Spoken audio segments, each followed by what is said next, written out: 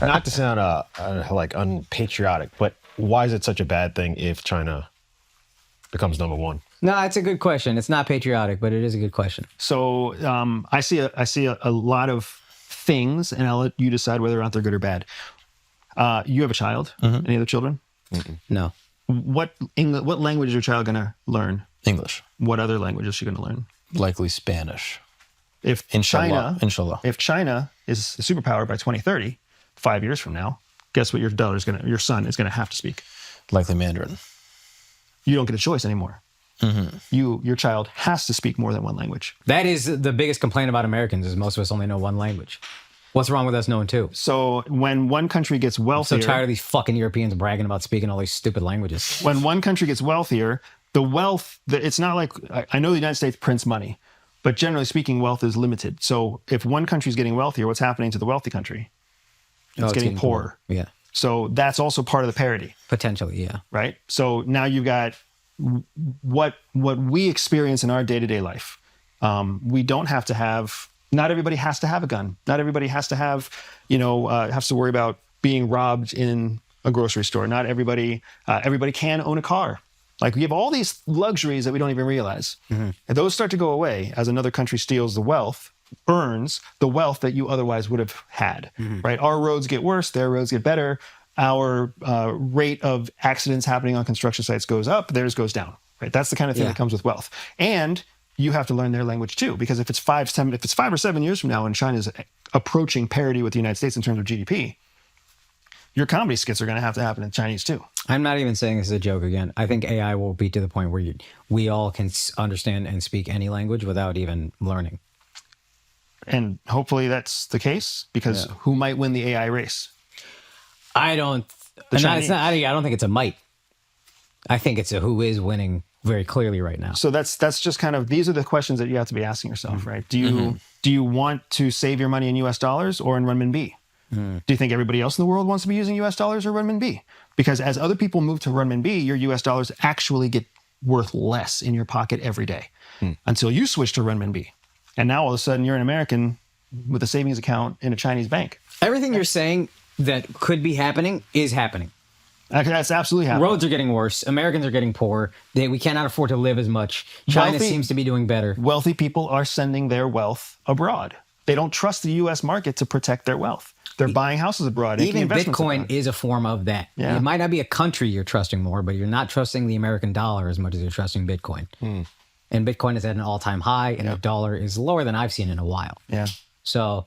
yeah, all these things that you're saying, and this, I can be very fatalistic and pessimistic, but they seem to be happening, and it does concern me. And Andrew always said this: America's not going to be a superpower forever. When China takes over, you're going to miss the American superpower. And he's like, I'm not defending everything they've done by any stretch. I just think a Chinese superpower would be far less sympathetic, far more, we need to do things our way, than even whatever we think of America.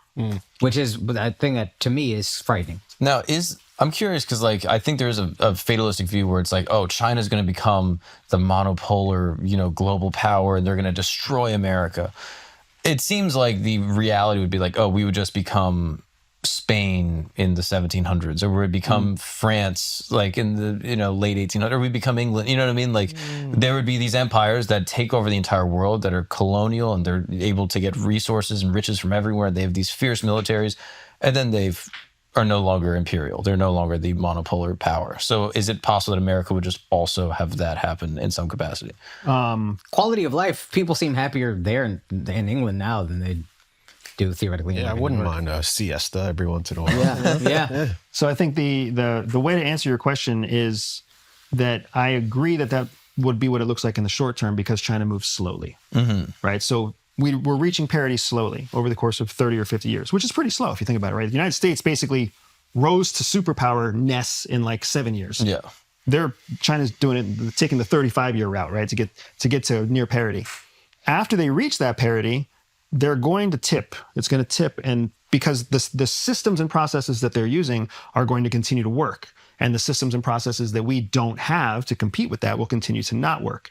Well, then after the parity switches, and after China is in control of government policy, and China is in control of military spending, and China is in control of whatever else, because we are just trying to do whatever they do just to keep up with them. When their intelligence services have utterly penetrated all of ours, now all of a sudden you have to worry about the Chinese government SOE model, the state-owned enterprise model. That's why they don't have entrepreneurism, because as soon as somebody has a good idea, the government steps in, takes it, and then says, you can still make a bunch of money, but it's going to be a government-owned business. They're going to start doing that here in the United States too. They're going to start finding anybody with a good idea, and they're going to come in and be like, we can buy you for like 12x what you're worth. And everybody's going to go take that deal, and now they're going to control innovation, and they're not going to have to steal it from us. They're going to have it themselves, and then that parity just gets wider and wider, right? They have the opportunity to unravel the United States because they have spent so much time learning about our flaws, and we sit around defending our flaws.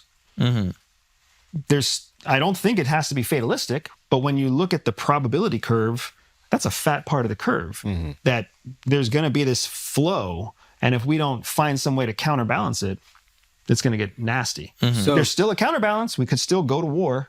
We could still do the thing that doesn't make sense because enough people are afraid of China, right? And that is a very real possibility. No, that makes sense. Or isolationist legislation that basically says you can't sell your company to China. Like, would that be something that would just prevent that delta? That's what Trump's trying to do with some of his policy now, with the tariffs and with trying to bring manufacturing back on shore. It's not going to work because we're not built for it. We're not. It might be great to say we're not going to do business with these Chinese firms that need our chips, but then who's going to buy the chips? It just doesn't. Well, the tariffs are one thing, but to just say like, oh, if you're trying to sell your company, you cannot sell it to China specifically. China's going to go through a cutout. That's right. That's what they did. They basically own the Panama Canal by going through cutouts and having shell companies that are owned by the Bahamas. That was my first thought. Yeah, I guess why are we the only superpower that is worried about China? We're the why? only superpower. Well, why doesn't Russia care that like China is just like blowing by them? Because the whole world hates us. Yeah, they have a line. Everybody in the world hates the United States. Okay. Even the people who claim to love us hate us, right? Because but we're convenient. We're a convenient benefactor. We're a convenient market for selling goods. We're a convenient source of protection so that you don't have to spend money on your military because the United States is spending money on their military. Like, we're a convenient solution to a lot of countries, but they don't like our ideology. They don't like that we're all fat. They don't like. Just a headshot. I don't know. It's like what they did at JFK. Remember? Like, Yeah. They're good. They're good, bro. Bang. Wait, but I doubt. I doubt Putin. I doubt Putin would be okay with Russians having to speak Chinese in 10 years. He would be okay with America getting destroyed. Right. The enemy of my enemy is my friend. It's like how America's cool with the Stalin. You know what I mean? We're like, dude, Stalin, we're boys because we both hate Hitler. And then after that, it's like, we'll figure that out later. We're cool with Israel because Israel hates Iran. Got it. Right?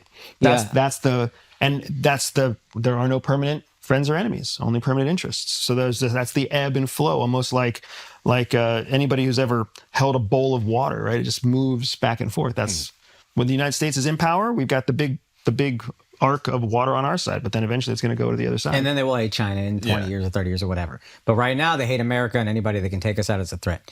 So you said, and sorry to bring us back, you said with Russia, they are taking areas so then they can like kind of bump up their economy and like build this area up. So is that your theory or this is just understood? No, I would say that's among intelligence watchers. Okay. Like we have been watching how this is playing out. We see where it's going. There was a period where the intelligence attitude was that Russia was going to continue across the southern coast, go into Moldova, do the same kind of activity in Transnistria, and then build like a wall along the Black Sea. Well, then the United States and Europe got really involved in the counterattack, and Russia had to refocus its moves. So intelligence is tough because people think intelligence is when you know the facts. That's not what intelligence is. Intelligence is specifically about answering the thing you don't know, and you answer it with probabilities. If you knew, it would be a fact. It wouldn't be intel. Got it. Okay. Right? So nobody knows exactly how it's going to happen or what's going to happen next or how it's going to play out. We're all guessing at probabilities based off of the indicators that we see in the situation. So it's like if we allow, or not allow, but if they end up keeping the land that they have right now, isn't that just like telling them, hey, this is okay, you can just keep doing this? Correct. So shouldn't we not? Like, shouldn't Trump not let them keep it? If Trump Like, cares you don't about think he whether or cares? not Russia feels like they can take former Soviet Union satellite states in Europe. Right? Arguably and Trump has it right on NATO here, because he is correct. That doesn't threaten us. It threatens Europe. Okay. And if Europe wants to protect itself against Russia, all it has to do is buy more weapons from us and buy more training from us. And we've been giving you weapons and giving you training, and we've even been putting our troops in Europe to help you without charging you. And as a result of that, NATO has been able to not spend more than 3 or 4% of their national GDP, of each country's GDP, on the military for many, many years, even though they agreed to spend 5 or 6% on GDP. Right? So now Trump's coming in, he's like, you guys, if you want to be safe against Russia, fucking spend more money. Yeah, I think We'll Poland still be there, but spend more Poland's like money. the only exception. Yeah, because Poland has a real axe to grind with Russia. Right. And also like a geographical sort of disadvantage, it seems like. Proximity, exactly. So that's really what's happening down there. And if the Ukraine territory thing is resolved, it also kind of undermines Zelensky's hopes of remaining there as a leader, because he couldn't fulfill the promise. Maybe he's going to get credit for bringing peace, but for sure he's going to be a target of Russian services that are now that much closer to Kiev all the time, which gives Russia the opportunity to make a whole propaganda issue out of Zelensky. It is a really discouraging thing when you think about how many people are just throwing thousands of lives at them staying in power or whatever selfish interest they have.